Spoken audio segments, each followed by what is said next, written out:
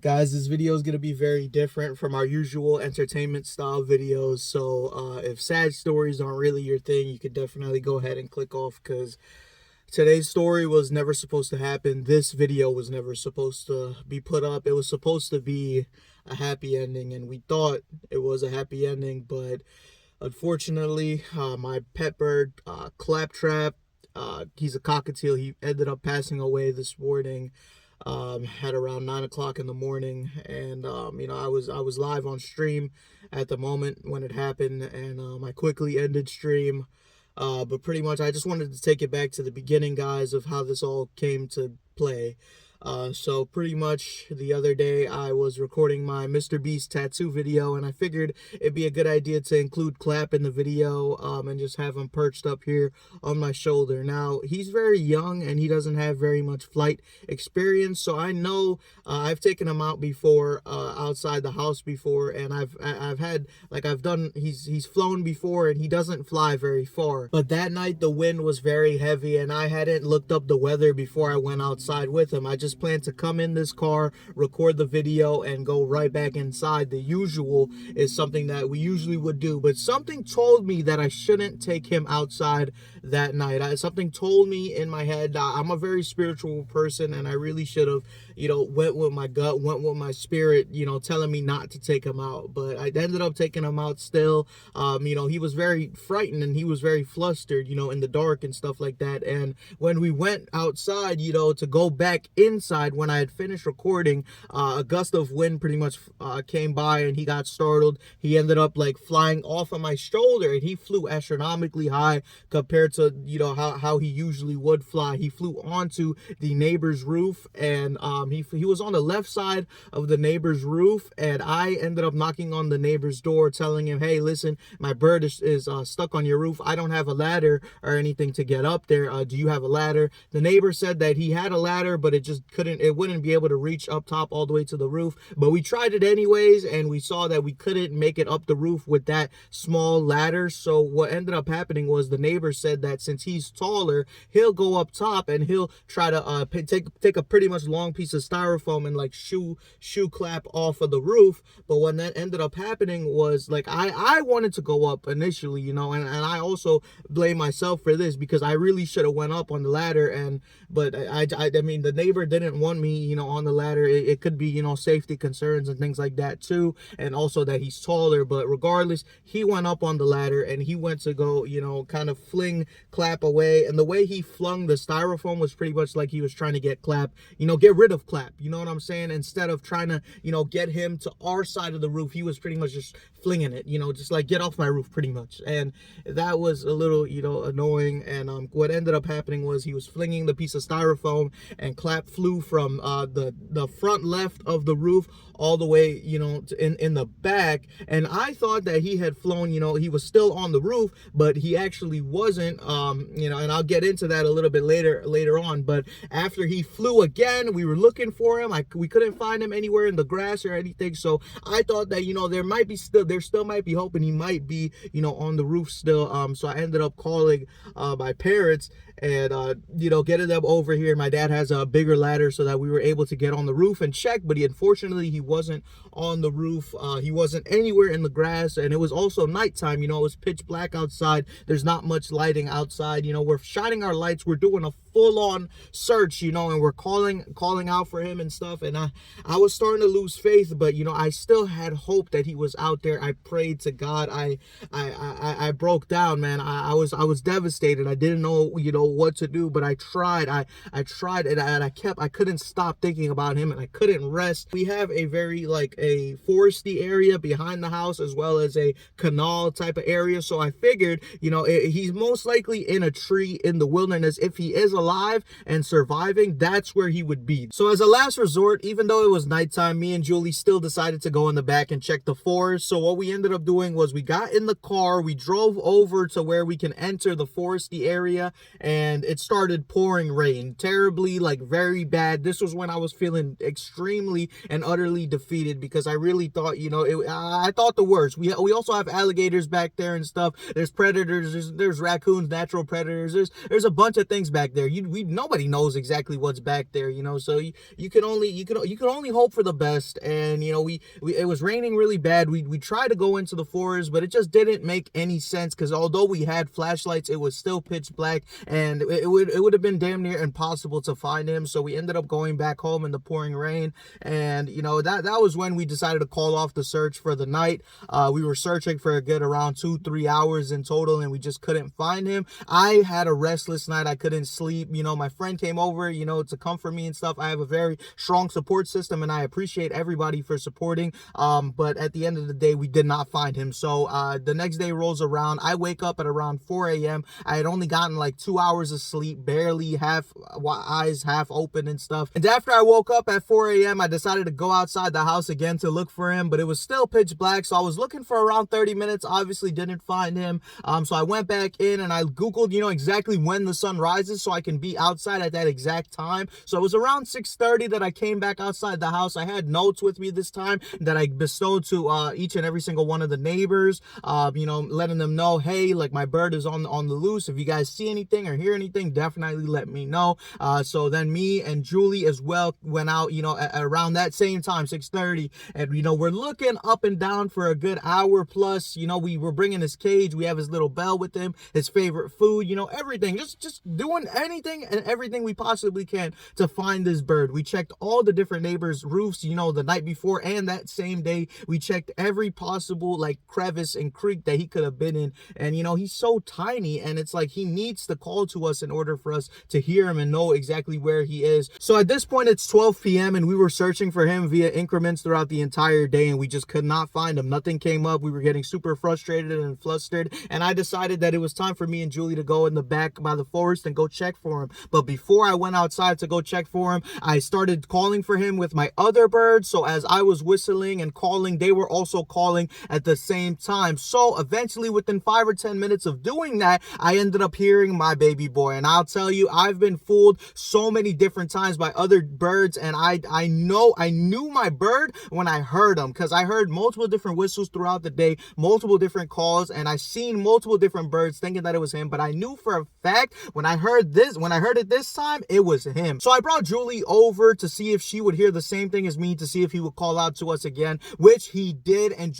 as soon as Julie heard him call out, we knew that it was time for us to go in the back of the forest and go grab him. We knew he was alive, and we knew he was back there. So we drove back to the forest to check, and I had my shorts on, so we couldn't go into the forest too much. Otherwise, we would have gotten cut up super bad. But we were calling for him. We heard him one time, but besides that, we were not hearing him anymore. So we weren't sure if he moved or not. So this is when Julie said that we should go home and I should change my pants to long pants, so that way we'll be able to go inside the forest complete deep and go in and check for him. So that's exactly what we did. We went home. I tried calling for him a few more times with my birds while I had them there, and we did not hear him. So that was really upsetting for me when we weren't hearing him. But I put on my pants. We went back to the forest to check. We ran inside of the forest, and we were both calling out for him for about 10 minutes, and we're whistling and stuff, and he finally answered one of our whistles, guys. We heard him, and it sounded like he was in this really tall patch of grass that we were around. I think I have a video of it that I might be rolling now. So he was in that tall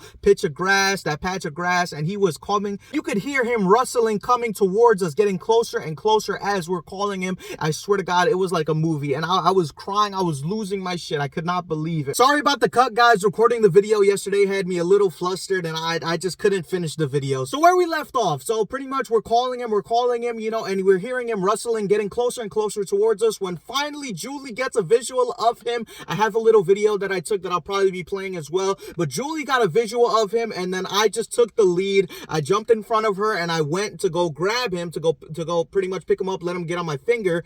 So I'm chasing him, through the grass. He's obviously scared, so he continues running away. But he, good thing for us, he didn't fly away. But when I went to go pick him up for him to go on my finger, because he doesn't like being, held like that. I went to go pick him up on my finger because he doesn't like being held like that. But I was gonna hold him regardless when he got level up to my chest, but he ended up flying away as I was just about to grasp him. He flew across the forest, but I literally booked it. I did not care at that moment. I was pretty much, a mother bear defending her cub. You know what I'm saying? So I ran after the direction that he flew in, and Julie saw him, on top of a tree coming down from the tree. So we got a visual of him, and then Unfortunately, a hawk was circling the air at the same exact moment, and Clap at this point was on the outskirts of the forest along with us. So the hawk saw him on the outskirts of the forest, and he went down and he sunk his claws and grabbed Clap, and he took him in midair. And I'm just hearing Clap screaming and crying, and I was chasing after the hawk, you know what I'm saying? And somehow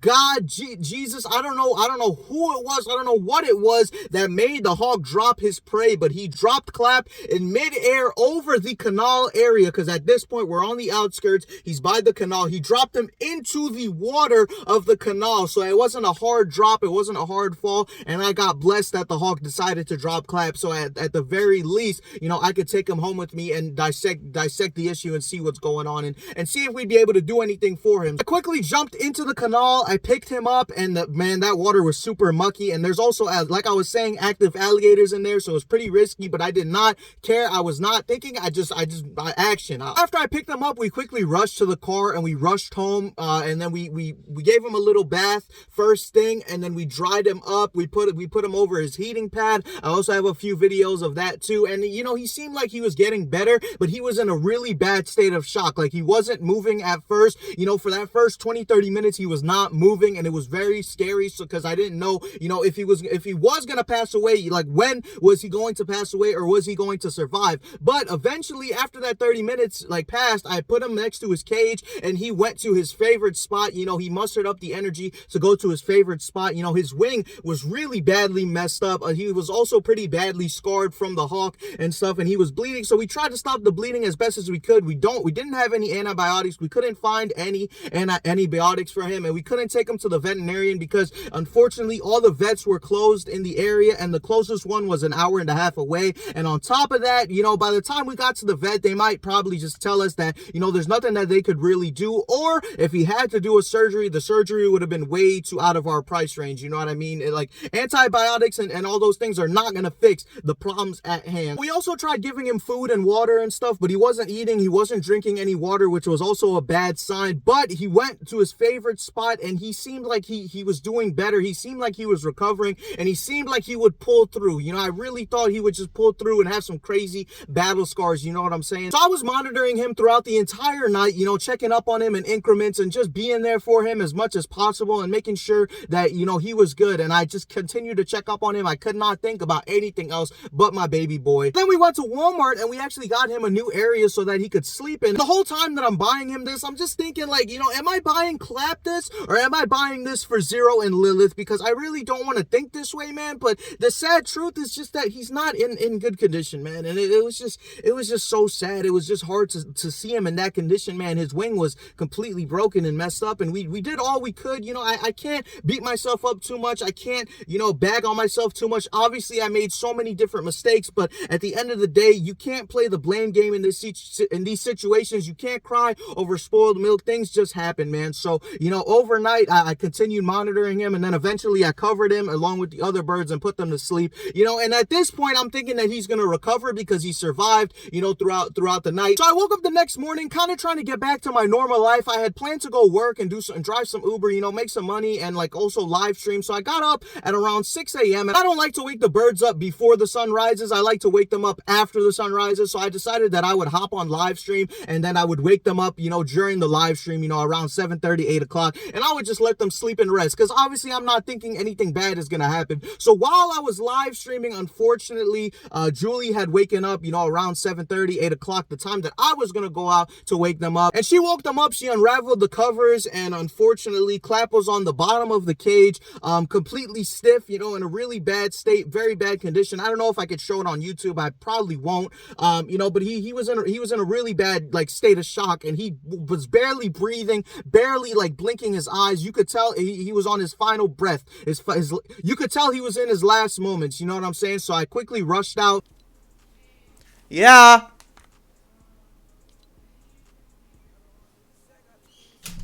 Hold on, bro. I'll be back. Don't tell me. You know, me and Julie put him on the heating pad, and we just watched him die pretty much. You know, I don't know exactly the time frame that he died. It was around 9 something, but he passed away unfortunately yesterday. And it's just, Whew, it was tough, man. We did a burial for him and everything in the backyard. I put a stick of bamboo over the burial site so we know exactly where it is when the grass grows back. I put his favorite toy, his swing, in there. He loved that swing, man. He really I can't, man. I can't think about this. It's just so much, man. It's just really tough, dealing with this, but I'm getting through it, little by little. I'm definitely a lot better than I was yesterday, and I'm slowly recovering. And, I have a very, very strong support system. So I thank each and every single one of you guys that have been there for me throughout this entire thing and throughout other things that I've been through in my life. I just want you guys to know that I love you guys so damn much, man, because without you all, I would not be able to survive this. This is something that really hit me very hard, getting my baby boy, raising him from